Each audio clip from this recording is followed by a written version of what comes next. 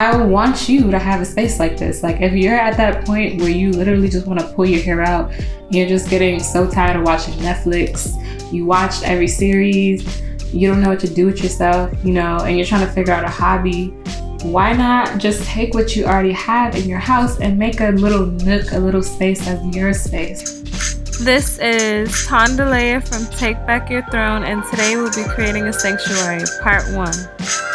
This space and having a space like this is so necessary right now. And for some of you who probably have kids, I don't yet, or just family, and you just need your me time. You need that space where you can just like chill out and not have to worry about nothing. And I'm talking about away from the TV, away from the headlines, away from the news of everything that's going on right now.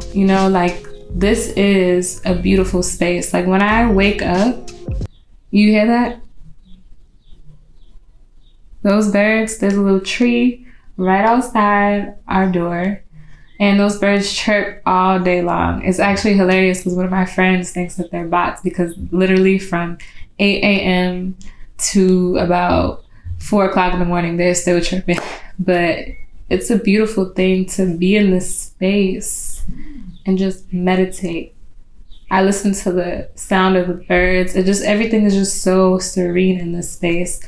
And you can even tell, your partner, your significant other, your children, your roommates, like, hey, from this time to this time, I need to be in my sanctuary. Okay, this is my sanctuary. And then if you want to open it up to other people, you can. So I open this space up to other people. My boyfriend also meditates in it as well, but it's such a beautiful space. And yeah, so let's get into it.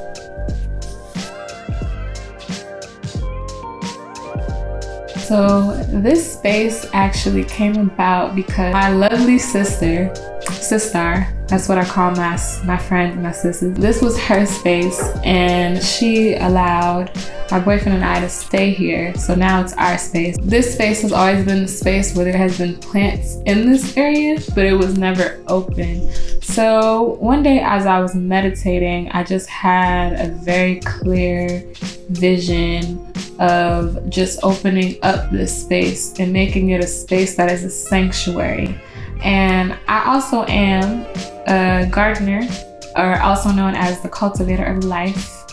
We'll get into that in another episode. But I garden. I'm really big about sustainability, regenerative agriculture, sustainability, permaculture, herbalism, growing nutrient-dense food. But it's just cultivating life. That's why I say a cultivator of life, because it's just so beautiful to just be in the midst of the earth. And when you grow your own plants, you just feel so grounded. So I really wanted to keep that element, and I am a plant lady, a proud plant lady at that, and you will see more of that. But yeah, so I wanted to open up the space, and having that vision just gave me more clarity on that. And I was like, this is a sanctuary. Like, I love these beads. They're really nice to rub on. Oh, I didn't mean it like that. They're really nice to roll on if you feel, you're a little tight in your back and your neck. Like, it feels really nice. So I moved this here, and everything kind of just came together. It was just so fluid, and that's how I work.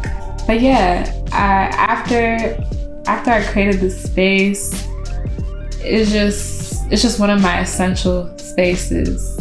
Again, even if I don't sit in this space and actually meditate or read, I'm literally just looking at it in awe, because it's so beautiful. I also was inspired. I turned 25 in January, and the theme of my birthday was sanctuary, sacred sanctuary. So I went to Miami with my king, and I was really inspired by design and beauty, and that is the energy that I exude, and that is what I do. I believe that beauty should be healing, it should be therapeutic, and even within gardening, learning more about horticulture therapy, it's so therapeutic just to be in the midst of the earth, being in a garden. So just having that little space in your household, any stress, anything you're going through, this will be your therapy. Okay, back to Miami. It was just beautiful. Even the Airbnb that I chose, it was just divine timing, because the name of it, or the owner, she used to actually have a business called like Sacred Spaces, or has something to do with Sacred Spaces, and her whole house was just beautiful. I wish I could show you more pictures, but of course my previous phone broke and I never backed things up. So I don't have all the pictures, but I am gonna put that in there, whatever I have, because I did post some stuff on my Instagram. But yeah, it was just beautiful, and I'm just like, wow, she had a beautiful garden, front and back, and just how everything, it was just the house just told a story. And I also visited Vizcaya, I hope I'm pronouncing that right, Museum and Gardens.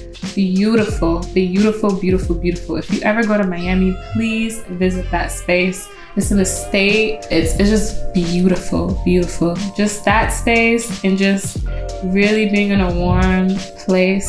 I just felt like a sanctuary. That was just my theme for my birthday in this year.